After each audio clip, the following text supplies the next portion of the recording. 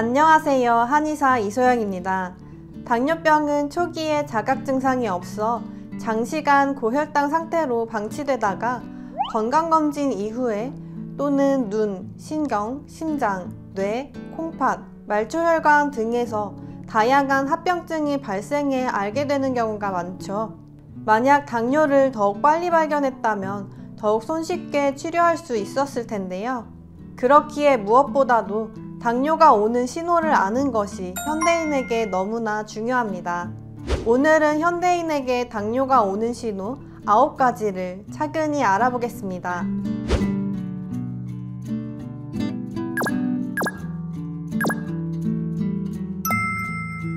당뇨를 알려주는 신호들은 인슐린 저항성이 높아져 음식으로 섭취한 포도당들이 세포 속에 흡수되지 못하고 혈액 내에만 있게 됨으로써 발생합니다. 혈액 안에는 혈당이 높아지는데 정작 혈당을 공급받아야 할 세포들은 에너지를 공급받지 못해서 여러 증상들이 생기게 되는데요. 인체의 정상 조직이 포도당, 즉 에너지를 공급받지 못해서 생기는 여러 증상들이 바로 당뇨 신호 9가지입니다. 가장 대표적으로는 다음, 다식, 다뇨가 있죠. 첫째, 다음. 갈증으로 인해 물을 많이 마시게 되는 증상인데요.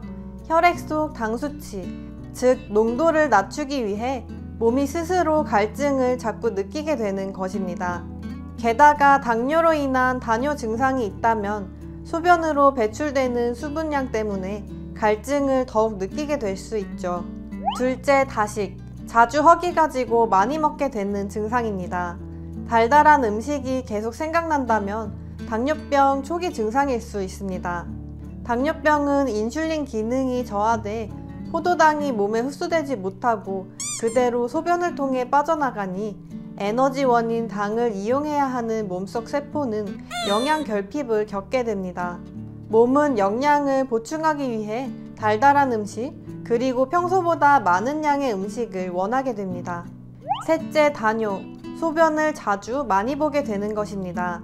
혈당 수치가 높아지면 콩팥은 혈당을 낮추기 위해 소변으로 배출하게 되는데 이때 수분이 함께 빠져나가 소변량이 많아지게 됩니다. 특히 밤에 배뇨 현상이 잦아지는 경향이 있어 잠자리에 들기 전 화장실에 가는 빈도가 늘었다면 당뇨병의 초기 징후를 의심해야 합니다. 또한 당뇨로 인한 갈증으로 물을 많이 마시고 있다면 자연스럽게 소변이 많이 나오는 다뇨 증상도 함께 유발된다고 볼 수도 있겠죠. 넷째, 식곤증과 피로감. 혈당의 변화가 졸음을 유발하기도 합니다.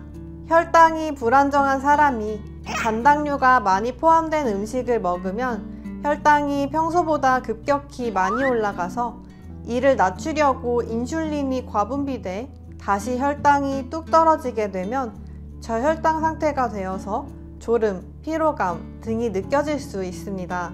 다섯 번째, 손, 발 저림 또는 감각이 없거나 이상 감각. 손발 등의 말초 감각 쪽이 남의 살처럼 느껴진다거나 저림, 화끈, 따끔거림 등의 이상 감각이 느껴질 수가 있습니다. 고혈당 상태가 오래 지속되면 말초신경계가 손상돼 말초신경병증이 발생할 수 있는데요. 이로써 몸 전체가 저리게 될 수도 있지만 특히 손과 발이 가장 저린 증상이 나타날 수 있습니다.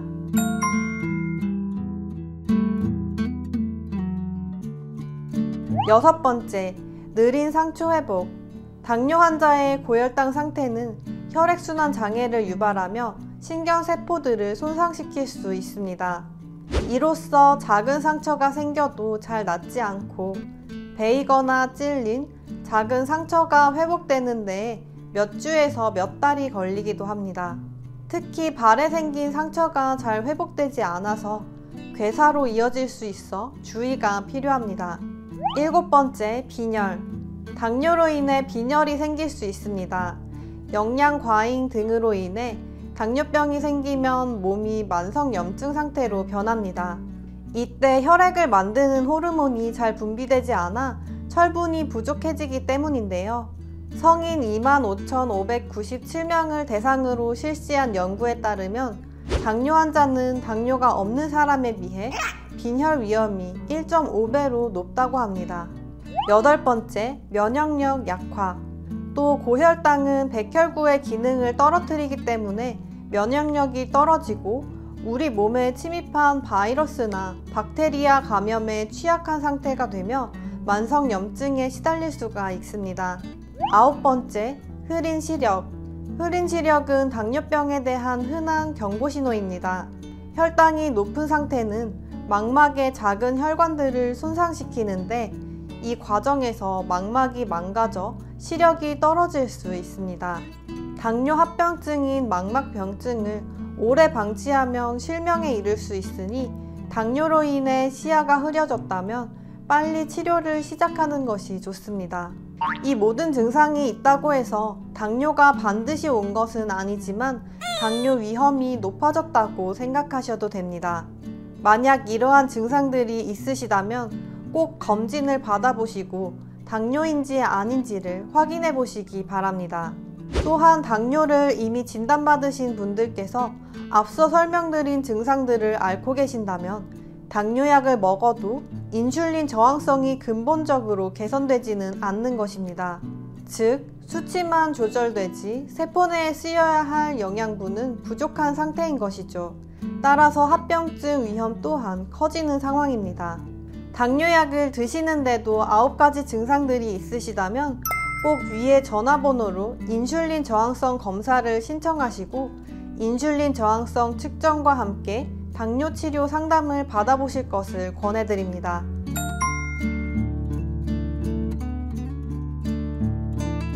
마지막으로 당뇨스쿨에 매주 3개씩 업로드되는 당뇨스쿨 영상 꼼꼼히 챙겨보기 힘드셨죠?